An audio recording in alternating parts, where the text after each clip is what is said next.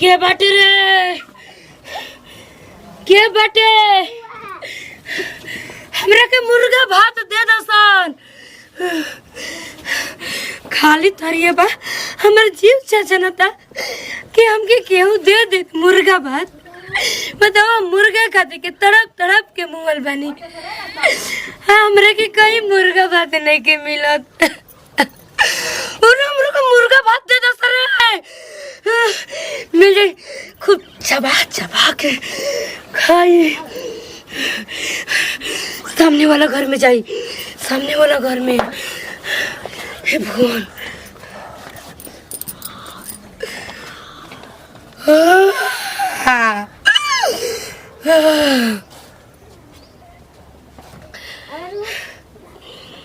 सामने वाला घर में जाइए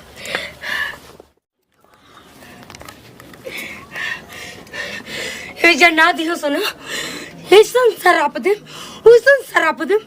मोल के घर में आग लग जाई क्या बेटे रे हमरे को मुर्गा भात दे दो सन तुर के खाल चबा जाई हमरे को मुर्गा भात दे दे हमके मुर्गा भात अरे ना हम घर में नहीं किया सकत लेकिन तोर सब खानदान के खा के छोड़ा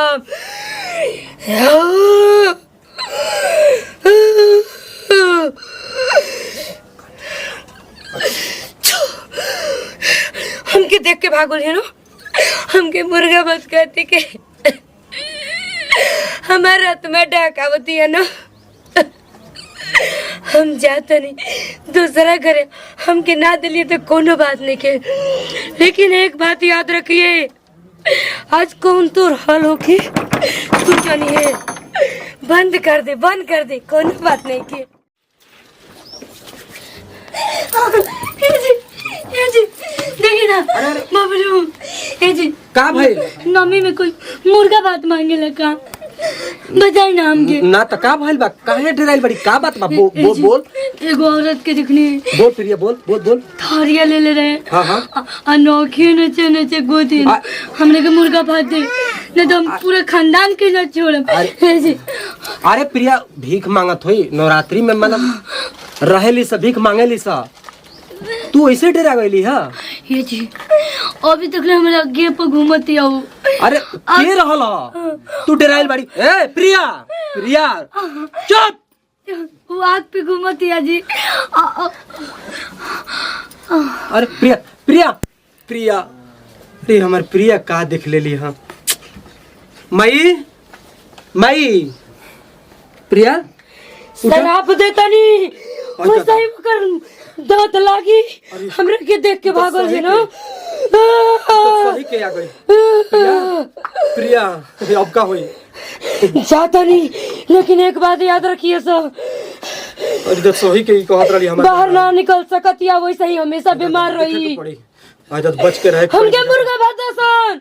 हां ये दादा मुर्गा भात नौमी में केहू भीख मांगेला बच के रहेला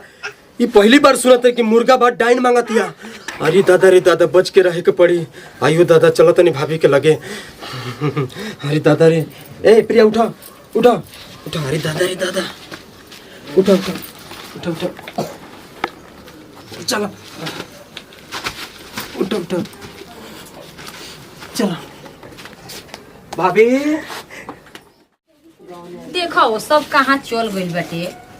इतना जून हो गइल बनी होनी नहीं खाना पानी फिर आधा रात हो जाता न तो डेराइट भागे लागत अड़ी सब घर में से ए जे कनी के चल सब बहरी चलनी है दिन ही तो उ हो ना चल जा हमके का डर बाटे जी हम देख रही तब न हम डर रही हम कौन चीज देखले बनी ए पतोहिया का जी चल न बहरी का कर जी मैदान लागल बा सूफा से चार चिंगना से एक और 72 गो छे माने हम बूढ़ाऊ के जाई हम पतो हो के मैदान करावे ए पतो चल ना मैदान लगल बरे जाई को ले लेटरिंग में कहां बा हमने के तन चलू बहरिया चलो जाई हेल बहरी वाला लेटरिंग में को ले काहे नहीं जाता अकेले जाता डर लगता डर लगल ना काहे डरता नहीं ना हम बहुत डर लगा अकेले ना जाए तो चलो अरे बाप रे बाप अरे कितना बड़ा है की बोलता जी क्या बेटे रे ले खूब दादा खोली तो देखी तो की हो के आइल हमरा के मुर्गा भात दो करे जी मुर्गा भात दो के मुर्गा भात हमरा के दो मुर्गा भात दे दो सर खोली काहे ने गुस्सा खोला खोली ना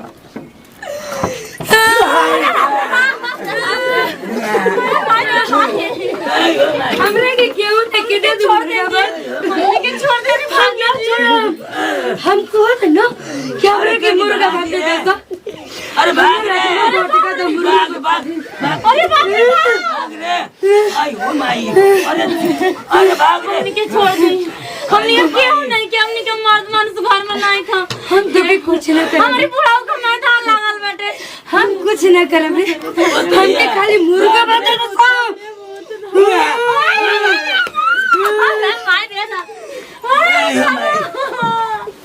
आयो माई अरे बाप रे अरे दादी मंत्र मारला तो दादा नवमी में तई अरे बाप रे बाप अरे भाग रे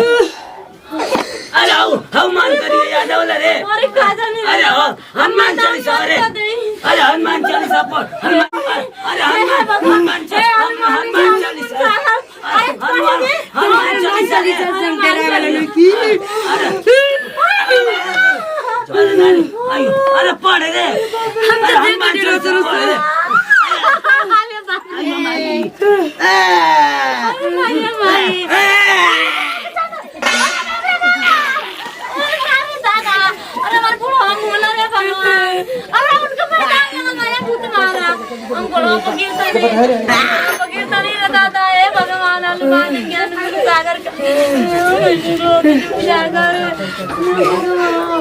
तू देवी की क्या कहता रे बताइए आपके क्या चाहिए अरे बाप रे बाप अरे क्या चाहिए हमके बोली ना हमरा के मुर्गा बचाई अभी नहीं तो तोर खून पी जाई अरे बाप रे बाप अरे हमार बुढ़ा ना देवी ना देवी जाता नहीं लेकिन तोर पूरा खानदान नष्ट हो जाए देख लिए ये हमार शराब बटे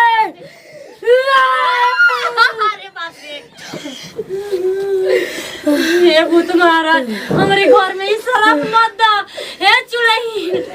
पिता नवमी में आके भूत का दिया रे दादा कहाँ से हम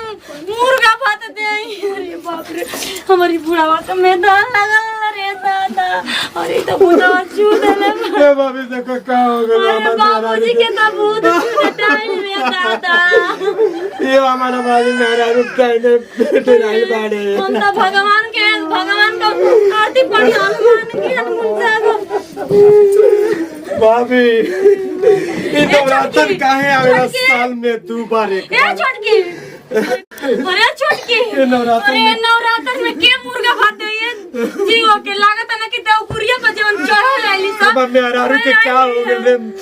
प्रिया सकल मोन प्रिया सब डेरा अरे जाता तू काहे डेरा गइली हो ए बाबूजी अरे चलिए हम आपके मैदान नवरात्र साल में काहे एक बार आवेला अब हम चाकू लेके चलो चाकू लेके जाई अहिया तक काटे उनके मेरा रु नवमी में तो छू दिया सेव के ई त यही तरह आंगन के हल लुखियो भाभी। माई कन क्यों रानी अपनी देवकुरी से भूत उतार के चढ़ाइले बड़ी सब भाभी। घर में मुर्गा भात मांगती है भाभी चल लेके चल जा बाबूजी के हम नवरारू के लेके चला जा चाहिए नहीं भी हां बाबा के त इनते खवाइए झरमाइए चली चली अब इनके हम के हमर मेहरारू के का हो गेले दादा चलो तो हम बड़ा महा बाबा के घर में लाशे पर लाश गिरा के रानी भूतैया चल गईली अरे बाबूजी अरे बाबूजी हेने तो भौजी हेने हेने भौजी हमर बाबूजी के का हो गए नवरात्र में जाने केहू के कुछ ना दिहल जाला ओका सकलियो ने छीन जी हम त बड़ा हनुमान चालीसा पढ़त रहनी ओम शिव शिव शिव बरको हमारे एक्टर राकेश राजा उहे पंडितवा उहे भैया उहे दुल्हे राजा। तो भैया अगर वीडियो अच्छा लागल हो तो लाइक करी। आई वीडियो के बारे में हमार सोनी सुमन बताएंगी। बोली बाबा नमस्कार प्रणाम हम खुशी गोड़ छुके गोड़ लगता नहीं आई नमस्कार प्रणाम। हम पूरा भोजपुरी समाज के गोड़ चुगड़ लागत तनी। हम सोनी सुमन और यहाँ के बानी चिरकुट बाबा 2 और यहाँ के बानी अंजू सरगम अपन पूरा टीम बटे। और वीडियो बनाओ के ये संदेश रहा कि नवरात्रन में जनते बनी जा कुल का होखेला, कुल आदमी अब का बतावे के बार वो सब तक तो खुदे पता बटे। और हमने के वीडियो अच्छा लगी तो दिल से लाइक करम जा, शेयर करम जा, कमेंट बॉक्स में लिख के बताएम जा आकि हम भूत बनल बन तो सबके कैसा लागल। ये वीडियो से लेते जा विदाई, अगले वीडियो फिर मिलल जाए। खून के लगी देख लीजिए।